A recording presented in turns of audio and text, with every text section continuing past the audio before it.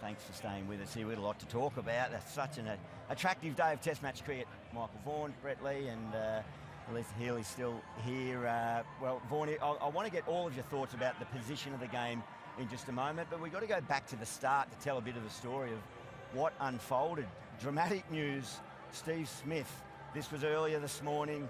Had a discussion with the coach, Pat Cummins, and yeah, they weren't good signs, and it eventuated that Steve Smith shook his head, walked off to the rooms, grabbed his bag, and he took his bag and went home.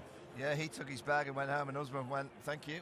I'm now playing. I've got an opportunity to go out there and score some runs, and he played great. But that was a big moment. To think that England have played 2 Test matches without Cummins and Hazelwood, no Lyon, and then they get to the third one, Cummins and Lyon come back, and then Steve Smith's out. You think, the luck's going the way of England, yet they're 2-0 down.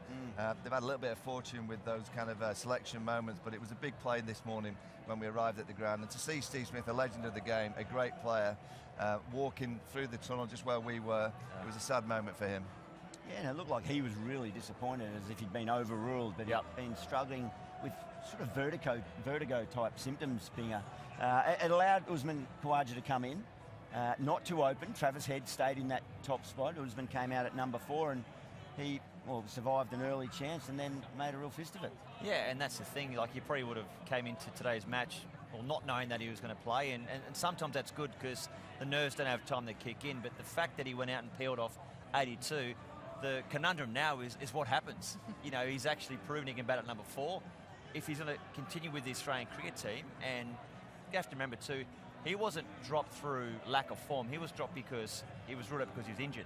So he's come back now and peeled off 82. So it's going to be a bit of a touchy one for the selectors. Yeah, he got moving. He started to play, played quite aggressively, really. From Usman in recent times has been opening up and occupying the crease. Here's some of the boundaries thanks to Amy. Alyssa, that was a hot chance, and how the day may have looked if that was taken, who knows, but he had a nice fluency about his game. Yeah, he did. I mean, they offered a bit to him. Any left-hander will take some short, wide, outside off, a few cut shots through the offside. He doesn't like it. He got a few of those, but then when they did pitch up at him, he was able to punch the ball through the covers, through the leg side, got a few off his legs. And obviously against Will Jacks as well, swept and came down the ground and used his feet down the ground. So thought he played outstanding. Obviously didn't quite get the triple figures, but I think stuck his hand up and said, I'm still here, I'm still making runs, please pick me.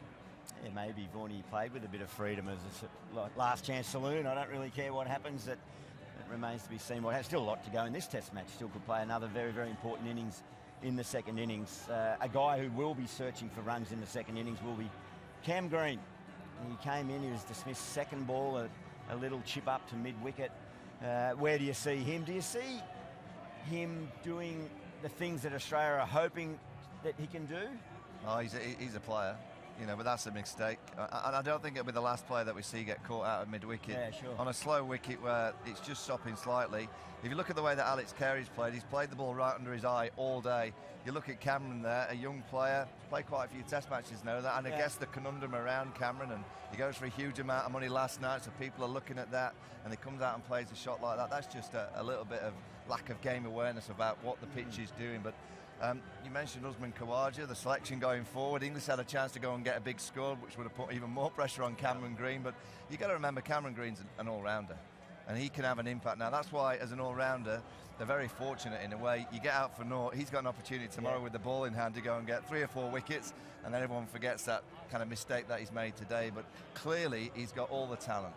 He's a player that Australia should be almost building a side around for a long, long time, but he's just got to learn that was a real mistake today. I haven't seen Marnus get out in a similar fashion. 2 balls before, yeah. You've got to really assess conditions as a batter. When you sat in there, when you sat in the dugout, sat in the dressing room, you've got to assess what's happening in the middle before you get out there. Yeah, well, it was an exciting little spell for England, being 2 wickets in 3 balls to start straight after lunch. What did you make of the England bowling as a unit today? Joffre, got to be happy with his return. 3 for 29. Yep.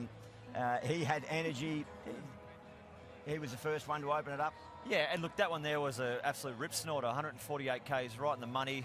That one there, first ball after lunch, a bit of a slow one off the wicket, and maybe as Vaughan said too, if you bowl nice and straight here and with a dry wicket, we will see a lot of balls go in the air because there's not that pace off the wicket. But Jofra Archer today, I think he learned a lot from what happened in those 3 overs or 4 overs up in Brisbane.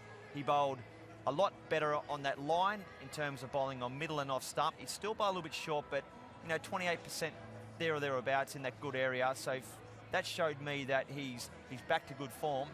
And I reckon too, it's because he's had 2 runs now. He's had 2 extended, even though the first one only went for 2 days, but he's had 2 good test matches where he can get some bowling underneath his belt. He's always been better for this. What are you trying to say, Bing, and that bowlers need bowling to play cricket? Bowlers need, absolutely. No. Oh. Might be onto something there about their preparation. Don't mention the war, Vaughnie. Mention the war. Well, catching. He looked good today. Yeah. So the catching in Brisbane was something that let them down. Today, that one chance off Khawaja, that really could have, it set the tone for that little passage, didn't it, Alyssa? Yeah, it did. I think you looked at that moment and you thought, is this the Gabba all over again where they're missing opportunities?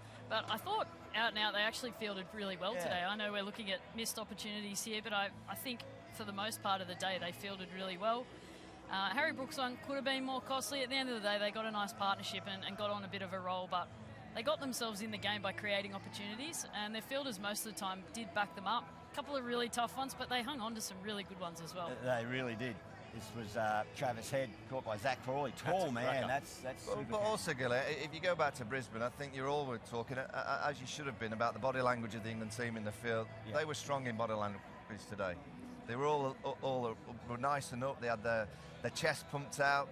They were going for chances. There was never once where I looked down on the pitch. All right, they were getting wickets, but there was never once where I looked down and thought, they look like their heads are dropping. So that's a good sign. Clearly what's happened between Noosa and now, they'll have talked about that, make sure they were strong in our body language. And here on day 1 at the Adelaide Oval, they've done that. Maybe they got their heat. Why are you laughing about it? Noosa, did they, Vaughnie? Yeah, every time I mention Noosa, you laugh.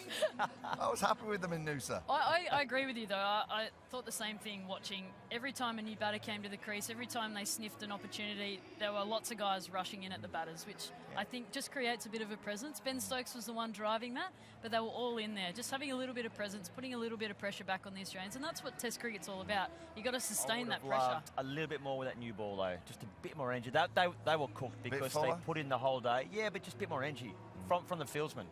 Just looked a little bit flat the last 4 or 5 overs. Well, it all happened in front of just over 56,000 fans, adoring fans of Alex Carey. They were crying out his name. That's the highest ever attended game of cricket at this famous cricket ground. So that's fantastic. It's basically been the story of the whole tour so far. There'll be 54,728 in town in the pubs right now. And we're going to walk through them to get to our hotel. But good luck. Very quick comment from you. Who's got their nose in front at the moment? It's 8 for 326. Vaughnie? I think it's a flat day. First hour tomorrow is going to be absolutely crucial. Australia get another 30-40. Australia not well in front, but there's a dry pitch and they'll fancy Nathan Lyon and the seamers maybe to get some reverse swing. But at the minute, I'm going flat. Even Stevens, under 350, Rissold Australia. England, over 350, Australia in front.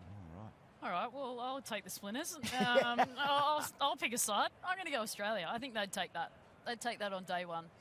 Australia? Australia. Yeah, I agree. I think the run's on the board. Nice position to be in, but we'll...